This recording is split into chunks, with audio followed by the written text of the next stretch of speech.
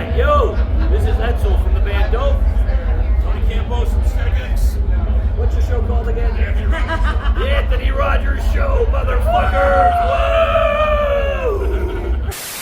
This is the Emporium Smoke Shop. It is in the Del Mar Loop area of St. Louis. This has been a magic kind of place for smokers, a staple for 28 years. I mean, look at all this stuff.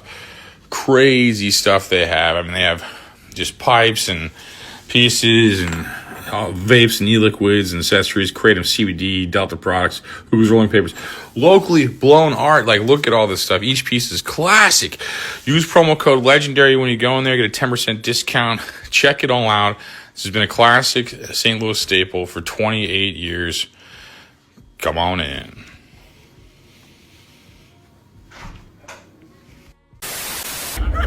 We're in fucking Louisville, Kentucky. We're smoking weed, bitches. Don't tell my mom, okay? Yes, thank you, my friend. Well, thank you guys, man. So what's it like being legendary rock stars at a music festival? I'll let you know when it happens. It's okay. Oh, we're having a great time. These Danny Weber festivals are amazing. We just got back from touring together in Europe. We did all the big festival circuit over there. So, like, we've been doing a lot of festivals this year. And it's a different groove than when you're in, like, the Groove and Plant Club shows. But it's awesome because it's just seas of people. And a lot of people that know, you know, You run into all your friends that you haven't seen in like That's forever. awesome. and a lot of fans that, you know, aren't currently potentially interacting with your band at the moment. Yeah. Because you're playing to way more people than you play when you headline. So it's really great. It's, you know, again, we were just talking about it in another interview. It's just to be blessed 25 years into our careers in these positions, playing to fans that still care. And I say this with a heavy heart, like, we're above dirt, man.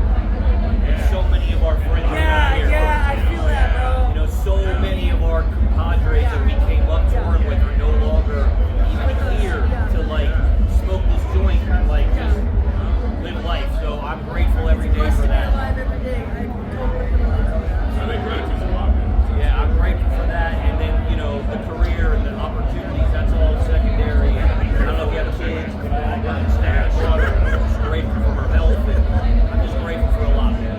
I'm grateful for your time. No, likewise, Give a man. shit about what we got to say. No, likewise, man. So what's tour in Europe like? That sounds fucking awesome. I mean, it is. They're fucking mental patients. They're fucking out of their minds. We played a festival in Poland. It was You gotta wear bibs over the beard. as far as your eye can see. I think this interview is called a ride. We got two conversations going on. This thing needs like two whole different shows happening. The phone is just as ADHD as we are, so Let's it's wait stereo. You know, one over here, one over there. We put up like 8 people. Like, we're already fucking together. Holy shit. We need somebody over here with that big hook. And they just start getting these fucking assholes out of here. What do you want to know? Yeah, pot smokers. Yeah. We're gonna smoke. Yeah, it's Flushing City. That's what it You is. fucking smoke weed? That's a go. Oh, I got it. That's so good. Here, it's last hits for you, my brother. What's one of the first moments you guys had to be like, I'm a fucking rock star. I made it. This is my job now. I have to fucking direct you for terminology. I can't talk about it, my wife will get angry. You know, fuck that up. Let's just say I had very simple goals as a young man. I wanted a tour bus, threesome.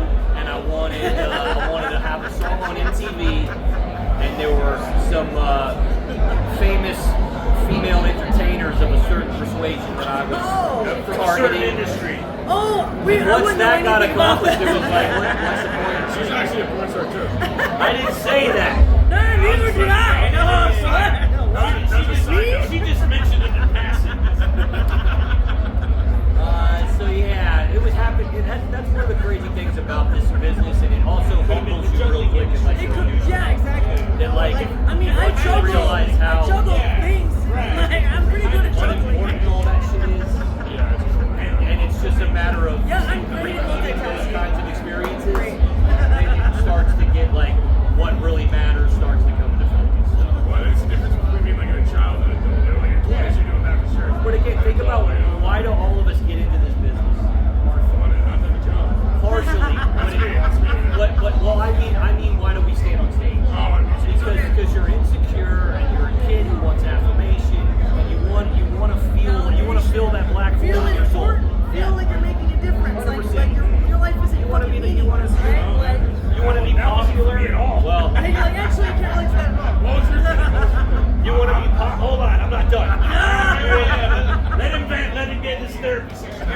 you want to be popular without being on the football team. You want to get girls without being on the football team. Right, right. And once you achieve that, then you kind of realize like, oh, that wasn't the answer to the world. That was just like cool and fun, and then you start to get to know who you really are and figure out why you were seeking that validation, and then you grow up, and then you get married like me and have kids, and you turn into a better man than you were before. Yeah, you were really broken. I was very broken. Dude. And here's the sad part. When I met you in 1999, I was barely broken. By the time 10 years later, I don't even know the right word, because it was like I deliberately broke myself.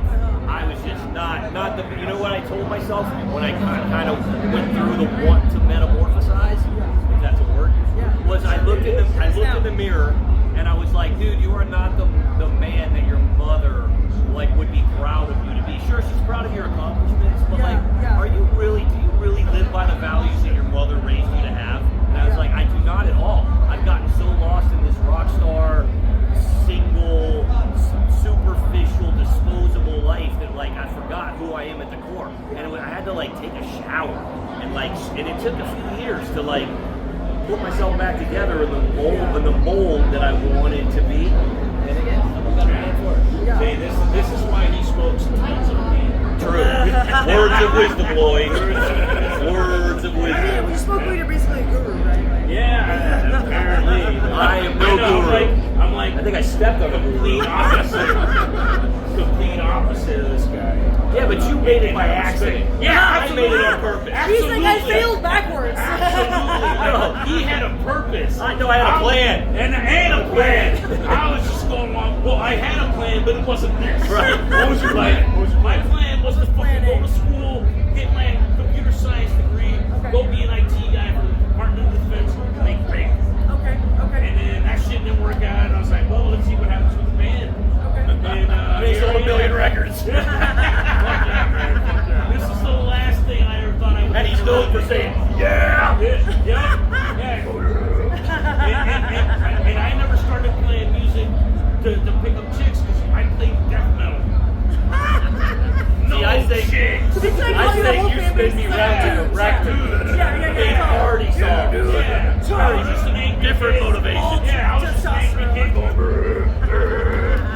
I'm mad at my parents. You know? That's amazing. Oh my god. I recorded You Spin Me Round for the strip club. I knew it would be effective. Soulless. Yeah. So you guys are smart. Yeah, we met on like both of our like very early tours. Our albums both came out in 1999. We toured nonstop, like back in, it was like Dope, Static X, Power Man 5000, Dope, Static X, Fear Factory, Dope, Static X, Seven Dust, and then just Dope, Static X around the country. Fuck yeah, We man. played, Yeah. and this was back They in. go off at the same time. Man. Yeah, That's amazing. and then when man. Static X got back together to do their 20th anniversary, Dope was doing our 20th anniversary. So we like repeated for the last 5 years. We've just been touring together again and celebrating all the stuff we did back then and working together on helping to like create new cool shit for the fans. And it's it's crazy that me and Tony Campos are where we are together in life. You know? If you could go back in time and put me, you, and Wayne, and you know, I don't want to mention some others, and you were to say like, you know, you're not gonna be here, and you're gonna like, we would all our minds would have been blown. Like it's crazy, dude. So you didn't think you'd still be doing this back then? No, I did. Oh, okay, so I'm like, But I you're just, not super strong. but like I would have never guessed that of all of our friends that ended up falling victim to drug addiction, I would have never thought it to be Wayne. Yeah. You would have thought it to be me. Yeah. You know, even though I was never an addict, honestly, like I never partied with those kinds of drugs, but you would think by looking at me and right. To a certain point in his life. But if you were doing a Deadpool on like who would become the drug addict, I would have been much higher up. Yeah, for sure. So I never would have imagined that Wayne would have gone that route, and he never would have either. Yeah. Did he just go through something traumatic and it just like... Yeah. No. I'll give you the short of it as somebody who feels comfortable saying it. Wayne was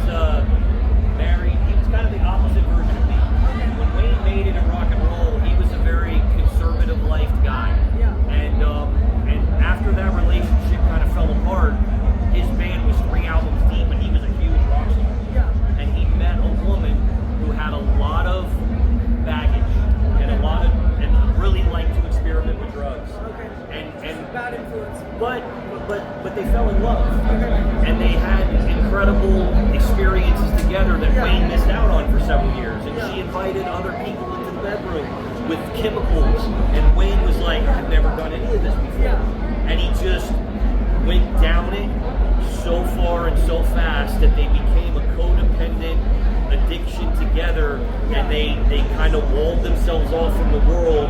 And sadly, what took place is a tragedy that happens too often. But for him, it was crazy the way it got him, because it was very much about like, I abstained from taking advantage of all of this stuff for so long.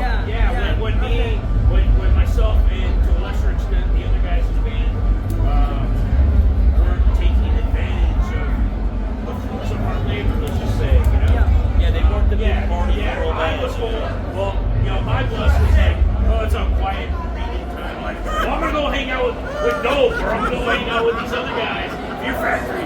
And I was enjoying the fruits of our labor. To put it mildly. Wayne was not. Wayne wasn't. So it was The other almost guys like, were like tilted in their own like way. they let him off the Wayne leash. wasn't. And it just went bad. And it's sad because he was so talented and such a soft-spoken, wonderful dude. But once, if anybody's dealt with addiction, like once you get lost in that, like you're not even dealing with the person anymore.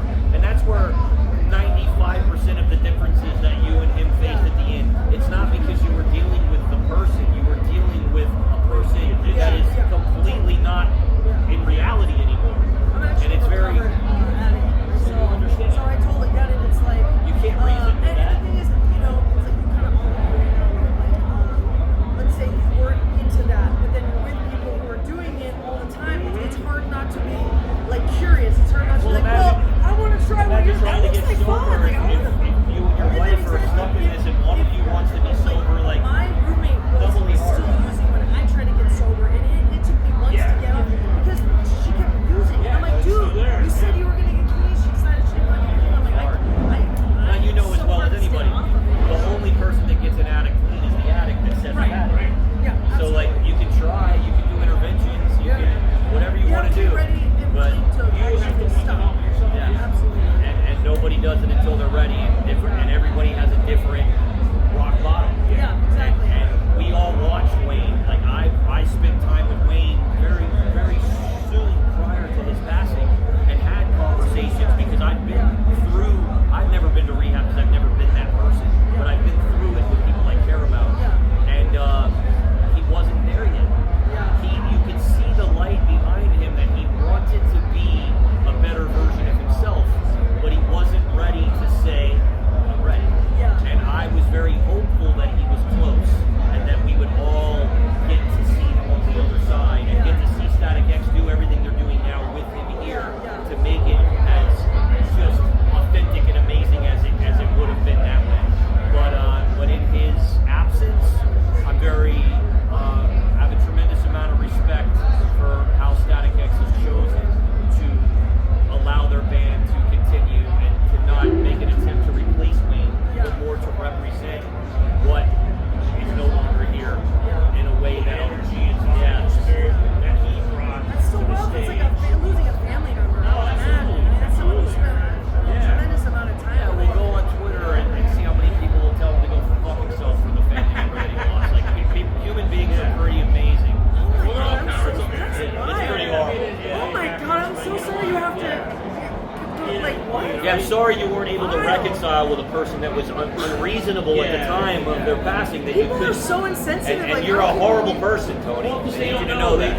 never dealt with Yeah. addiction in their lives. You know, They know nothing.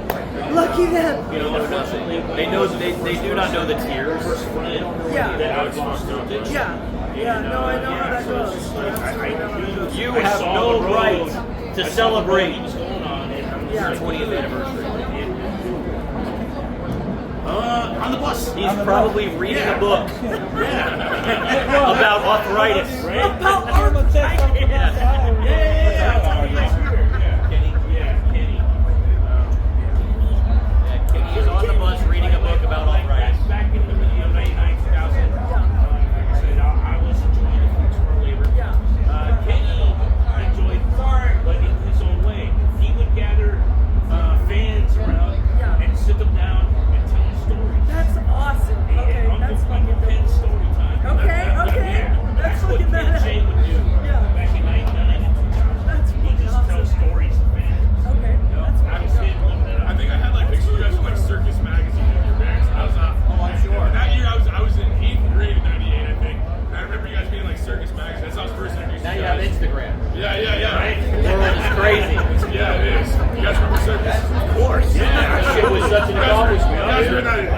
the time. That's Dude, what like I was. when I was 13 years old myself, like those were the goals. It was Circus Magazine and MTV and Metal Edge and you know, You give me chills this time.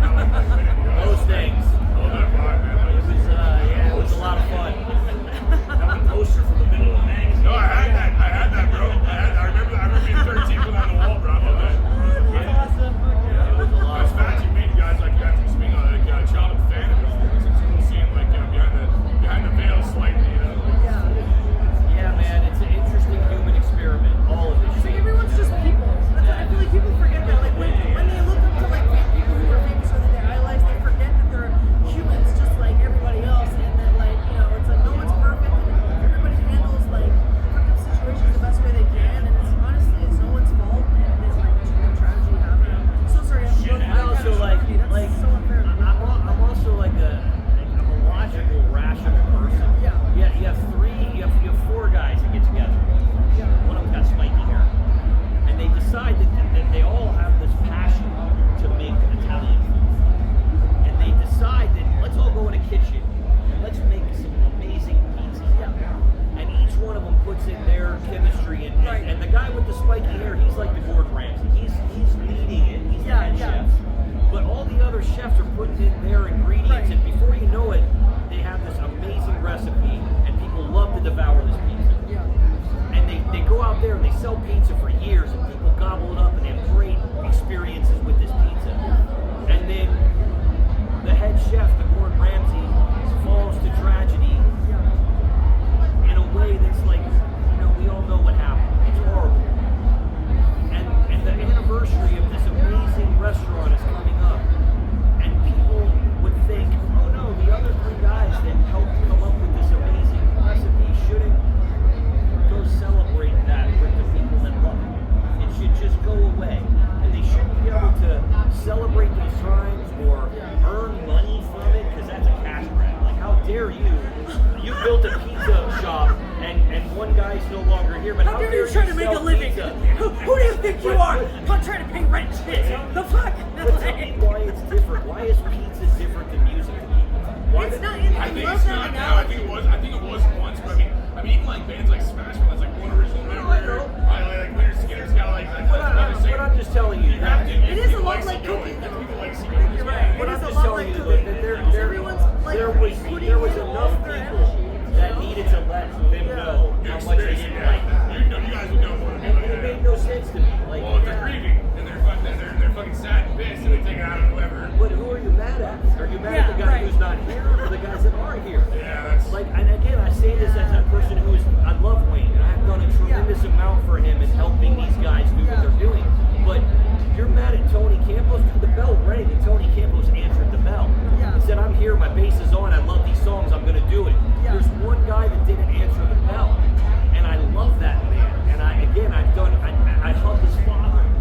Like, but like, who are you? Why would you be mad at these guys? It makes no fucking logical sense. And I don't care it if keeps the legacy going too. If you're a fan, it keeps the What legacy sucks is like you guys are I wanna already hear grieving it. someone. Yeah, you can still and you hear truly Static care about X it. I know, it's crazy. legacy festivals like this, it's like they belong here. They deserve to be here. They deserve to be remembered here. The way I kept marching off was Wayne's family Yeah. embraced us and what we were doing, and Yeah. so I could deal with a few haters right there. Because It pisses me off more than it pisses him off. Yeah, that would- Because I don't like seeing my friends Of course, get like, attacked. yeah, of course. It totally makes sense. You can say whatever you want about me. I don't give a fuck. What are you talking about like Don't the talk most, about my fucking friends, most man. harmless, Only I like can talk shit to my fucking good-hearted, friends. like down-to-earth dude. Like Yeah, yeah.